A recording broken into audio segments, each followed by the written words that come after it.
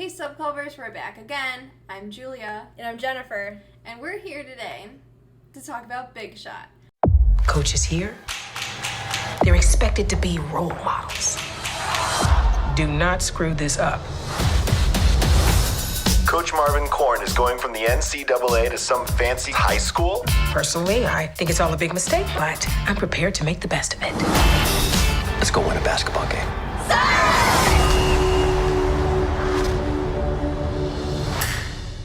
Are you sick of watching all those teeny bopper kid shows on Disney Channel?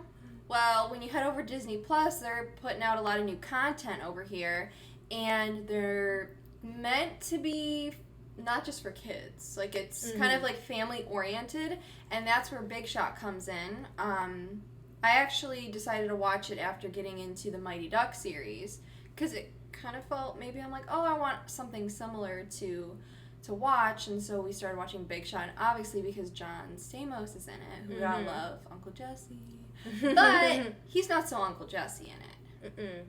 So that's what we're going to talk about today, talking about how this family-friendly streaming service is putting out stuff that now caters more towards an older audience, not just like kids stuff like on Disney Channel. We're going to talk about John Stamos' performance in this, and we're going to talk about, do we think there's going to be a season 2, what possibilities could be, so we're going to talk about all that next.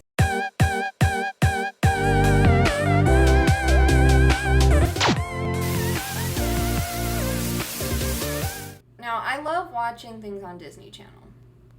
Grew up watching that kind of stuff. But sometimes they just get so cheesy, and they're predictable, and they're all the same. In recent years, I feel like that the Disney Channel shows have gotten bad. Oh, yeah. Years ago, they had classics. I'm not going to say anything negative about those, but what they're coming up with now for kids, no. Big Shot, I thought was great. What are your thoughts on it? I was very excited to watch it, of course, because John Stamos is in it. But when I started watching this, I kept saying, you know what? This is really good. And it's because it's not really written for kids. Yes, you could say it's family friendly, but there's some swearing in it. There's topics that they go over in it. Different things that go on that's like not going to be in a kid-friendly only viewing audience. So that is something in here that is really, really great, and I appreciated it, and it made me keep wanting to watch it. And that is what I say sets this apart from a lot of the shows that Disney has been putting out, because it is for a broader audience, and it's more going towards teenagers going like to adults, and of course the fan club of John Stamos people. Yeah. I also like John Stamos' performance. He's an outstanding actor. We are used to seeing him in the role as Uncle Jesse, and obviously he's done other roles, other movies. But it was cool because he was literally, why it's called Big Shot. He had an ego. He was literally a big shot. It was cool seeing him play that different kind of character, because I know some actors, you kind of always like, oh, they're always the mean girl, or they're always have a certain personality in the show or movie they do, but he had a whole different attitude in it, and it was fun seeing John Stamos being like kind of like the crabby, sometimes downer, and like he would just, how were you describing him? Like, to me, it takes a very different turn than how he was in Full House. You had someone who, even though Uncle Jesse had like an ego kind of going on, this was different. He was very career driven, that's all his life was about. To the point where he's been through a divorce, his daughter doesn't even live with him, yet his daughter wants to be a part of his life, and it is so hard for him to accept that. He's bitter. He's very bitter because what this whole show was about, he was a college basketball coach, and he got mad and was throwing chairs during a game. And so the punishment was he got kicked out, and nobody wanted him. So he got taken into a private all-girls school to be their basketball coach. And It was done in California. His daughter wanted to go live with him. You could just tell he did not really want that. She comes in, they're at a hotel, and she's like, this is not what I wanted. Even that was a struggle. Getting to be in a house was a struggle. Them spending time together was a struggle. And that's different because Uncle Jesse was the family man. He was with DJ, Stephanie, and Michelle all the time. Then when Nikki and Alex came along, he was all hands-on, all about that. This, it's like he wants nothing to do with it, almost in a way too with the high school girls. He views them such as kids that he doesn't want anything to do with that. With this, that is what sets it apart too. We're saying that it's like with a different audience because of the different scenarios and situations that goes on. His career is so focused on this, and many adults can relate to this because there are many adults out there that their job is their life and there's nothing else about their life. It has consumed them to the point where it has maybe destroyed family lives. They don't know how to function outside of it. So when he can't have that game in his life anymore, he goes insane. And this whole time too, like, Uncle Jesse wasn't really like a sneaky person. Maybe he was like with the Elvis stuff, not wanting people to know.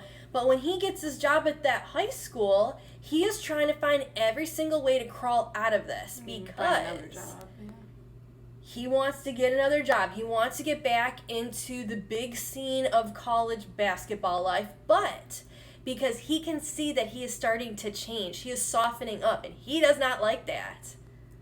So that is why, like, he's not a big softie at the beginning of this. But he starts breaking into it where he's talking to the girls. Luis, there's a big thing in this where her dad gets arrested.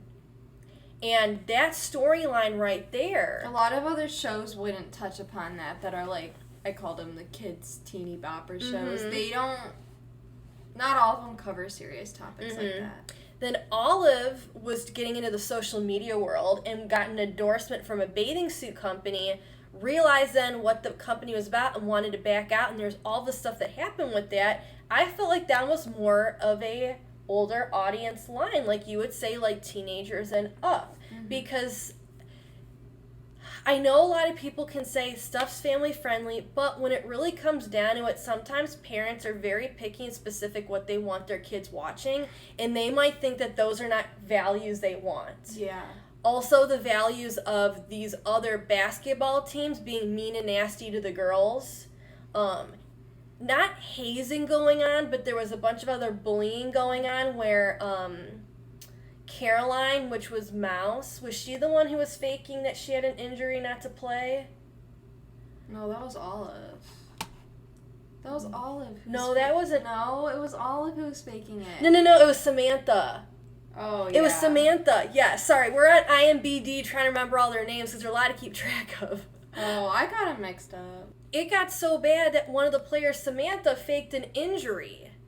Yes, there's different stuff like that goes on in a younger audience, but I feel like that there are parents out there that are going to say, well, there's different values or things going on or parties happening behind parents' backs,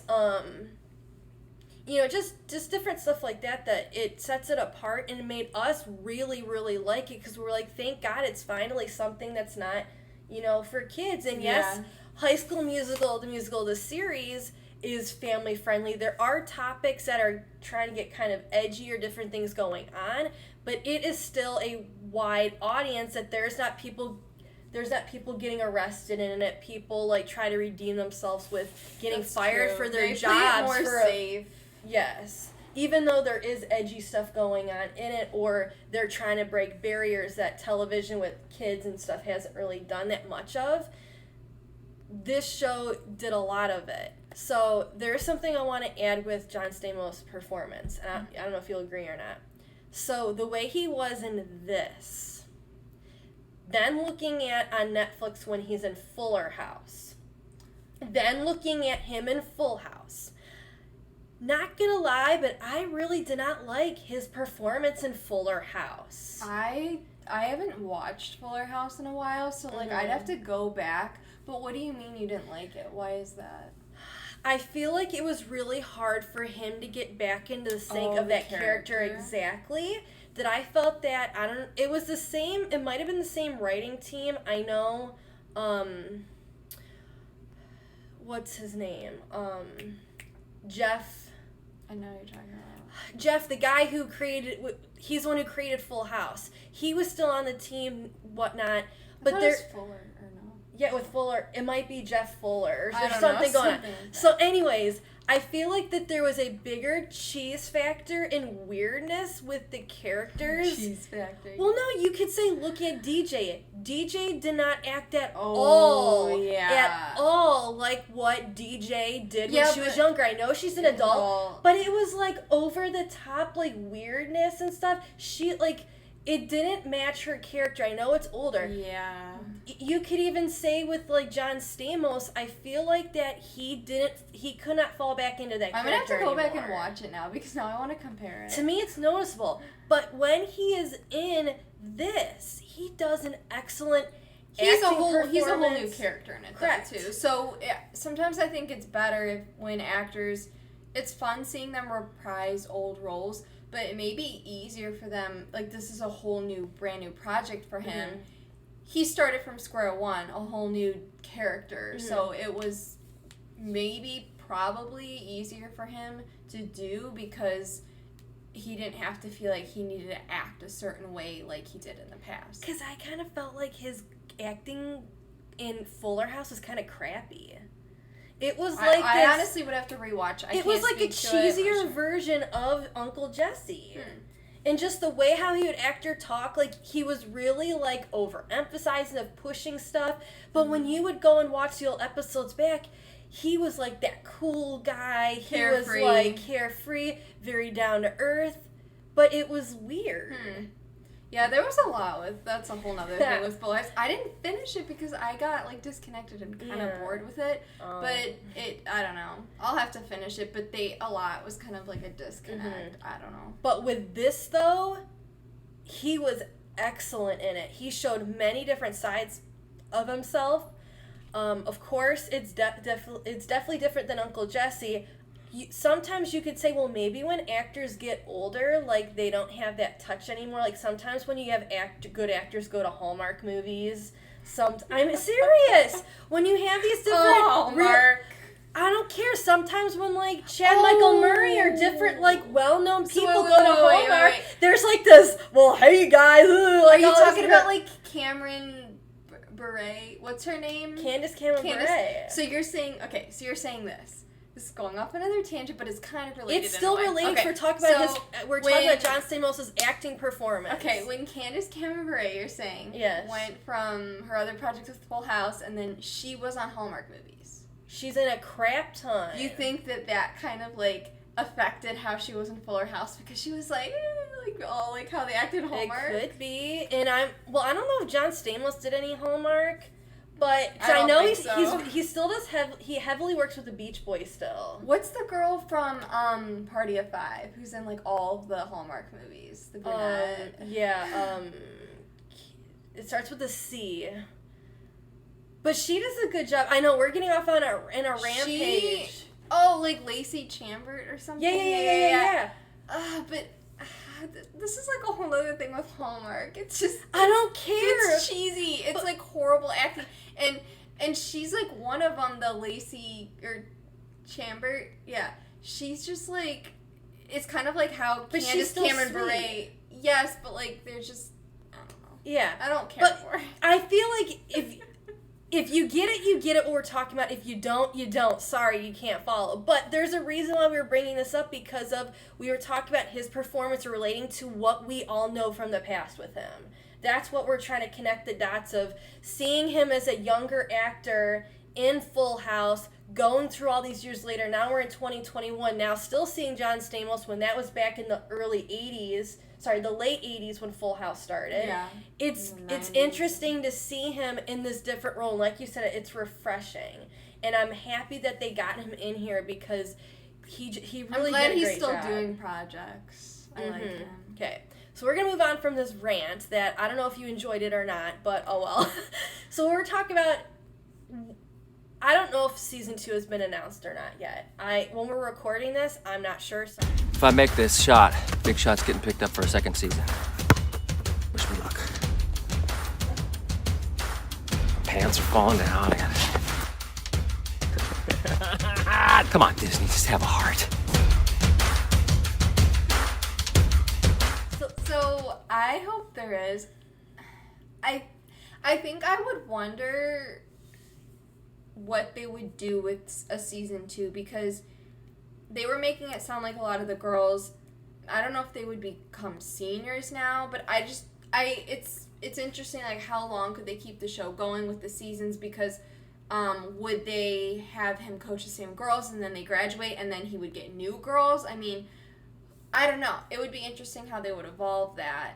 But I hope there's a season 2, because I started getting invested in his daughter with the guy Lucas. Like, I don't know, that was cute. And I think they actually did kiss in it. It wasn't like they did at the end. So Emma Corrin that's his daughter in the show. Mm-hmm. She looks like she really could be related. Relative. I was going to say that they did, when they first brought her in, I'm like, they did a good job casting her. Yes.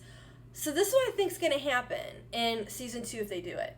They made it to D2, so they made it to that level. They now want to make it to D1, District 1. There is now the talk of, is Marvin Corrin going to stay? What is he going to do? Then Holly Barrett, is it Barrett? Yeah, Holly Barrett, guess what? She's getting possibly pulled over to the school because she wants to be in the spotlight. She wants her chance. So do you think it might be coach? Do you think it might be that in season 2 she's considered the big shot? They go head to head. Yes. Like, what if she gets takes that ego? Yeah. What if she takes a job at Carlsbad and they're like getting at each other, and then she becomes the big shot, and then he's not anymore. And then he's all like redemption. Because, like, look how he became a father figure to a lot of these girls. So, for Destiny doesn't have a father. That whole drama, too. I like that story. Destiny finding out that her mother, that she thought for years was her mother, wasn't. That was her aunt. And her aunt that she thought was her aunt was her mother. And so, the person that Destiny thought was her mother, she was the woman in, she was in, Greatest Showman. What did she play in Greatest Showman? She was the bearded woman that sang amazingly. No. Yes! No. Yes, we're on IMDb right now. Oh, you mean the aunt? Yeah. Oh my god, I see it! Where is she on IMDb, though? She's the one who sings, "This is me, look out, 'cause here I come." And she goes like, oh my god, she could totally, well, it's not Disney, but wait, Greatest Showman is on Disney Plus, so technically she could sing a soundtrack because Disney was able to own the rights to put on Disney Plus. Loophole. Thank you for joining us on our little spiel on Big Shot. We enjoyed it. If you didn't watch Big Shot, you should check it out. Give it a shot. It's a recommendation. Watch it. Recommendation, and please join us for our future videos where there are more Disney Plus series that we have not gotten to yet, and other Disney movies. I almost said, please join us for 25 Days of Disney, but we're jumping the gun. Yeah. It's July. Yeah. So we have more Disney movies to review, more Disney Plus series that are starting, wrapping up, or have already wrapped up. So stay tuned for all of that. And thank you for joining us. Bye.